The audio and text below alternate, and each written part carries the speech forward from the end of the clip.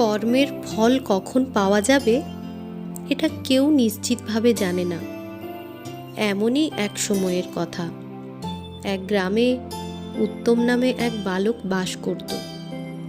উত্তমের পিতা ছিলেন চলাফেরায় অক্ষম। তার মা ছিলেন গ্রামের প্রাথমিক বিদ্যালয়ের শিক্ষিকা। তিনি ঘরের কাজ সামলানোর পাশাপাশি গ্রামের শিশুদের পড়াতেন। উত্তম তখন বড় হতে শুরু করেছে।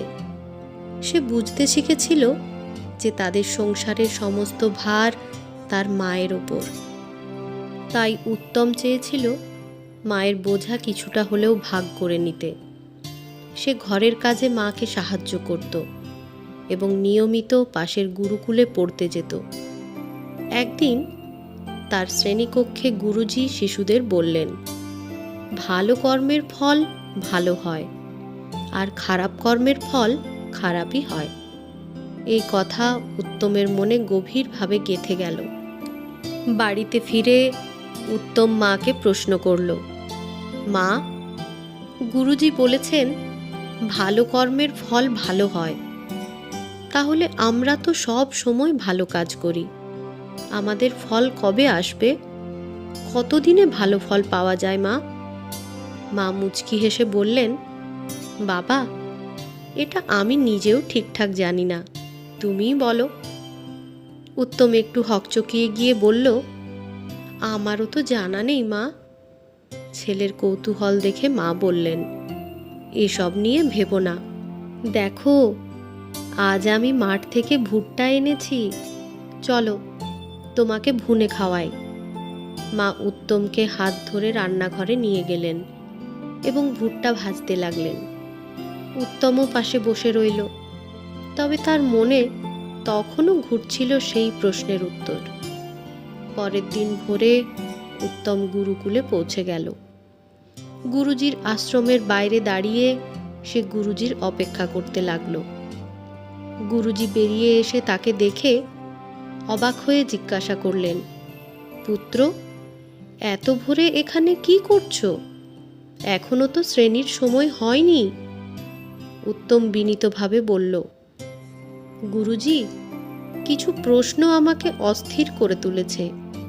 উত্তর পেতে আমি আপনার কাছে এসেছি। গুরুজি বললেন, তাহলে বলো তোমার প্রশ্ন।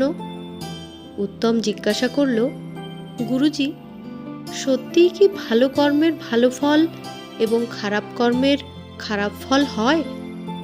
গুরুজি মাথা নেড়ে বললেন, হ্যাঁ পুত্র। উত্তম তখন আবার প্রশ্ন করল, তাহলে গুরুজি, ভালো কাজের ফল কতদিনে পাওয়া যায়? গুরুজি উত্তর দিলেন, সময়ের সাথে পুত্র। যখন কর্মফল লাভের যথার্থ সময় আসে তখনই তা পাওয়া যায়। উত্তম একটু উদ্গ্রীব হয়ে আবার প্রশ্ন করল, গুরুজি, যদি আমি দ্বিগুণ উৎসাহে ভালো কাজ করি? গুরুজি মৃদু হেসে বললেন, তবে দ্বিগুণ সময় লাগবে। উত্তম আবার জিজ্ঞাসা করল, আর যদি আমি আরও বেশি মনোযোগ দিয়ে কঠোর পরিশ্রম করি? গুরুজি এবারও হাসলেন এবং বললেন, তবে 3 গুণ সময় লাগবে পুত্র। এ কথা শুনে উত্তম চিন্তিত হয়ে পড়ল। সে বলল, গুরুজি, তাহলে আমি যত বেশি পরিশ্রম করি ফল পাওয়ার সময় ততই দূরে সরে যায় কেন? গুরুজি কোমলভাবে বললেন, পুত্র, কারণ তোমার মন কর্মে নয় ফলে নিবদ্ধ। উত্তম বলল, আমি বুঝতে পারছি না গুরুজি। গুরুজি ধৈর্য ধরে ব্যাখ্যা করলেন, শোনো পুত্র, ধরো তুমি জমিতে ভালো বীজ বুনেছ এবং ভালোভাবে চাষ করেছ, কিন্তু ফসল কখন হবে তা নির্ধারণ করে প্রকৃতি।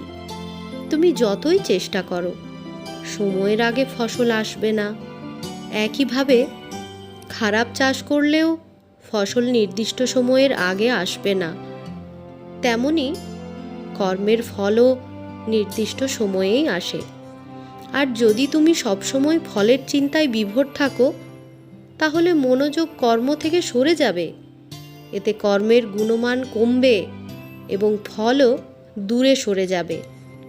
উত্তম আবার প্রশ্ন করল, কিন্তু গুরুজি, কেন এমন হয়? গুরুজি উত্তমকে বোঝালেন, কারণ তুমি তখন কর্মে মনোযোগ দাও না, বরং ফলে। এতে করে কর্ম সঠিকভাবে হয় না।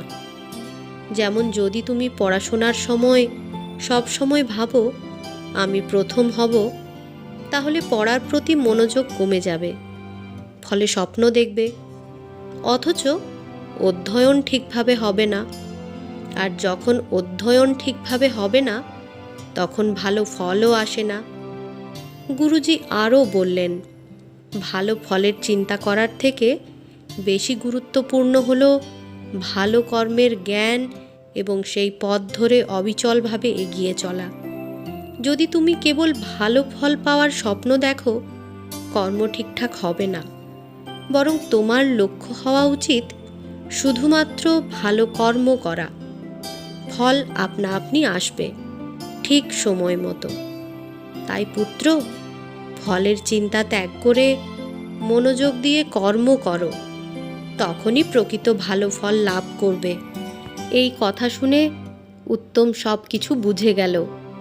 সে স্থির করল, এখন থেকে সে শুধু সঠিক পথে ভালো কর্ম করবে, ফলের চিন্তায় বিভ্রান্ত হবে না। ভালো ফল তো কর্মের স্বাভাবিক ফলাফল, তার জন্য আলাদা করে চিন্তিত হওয়ার কিছু নেই।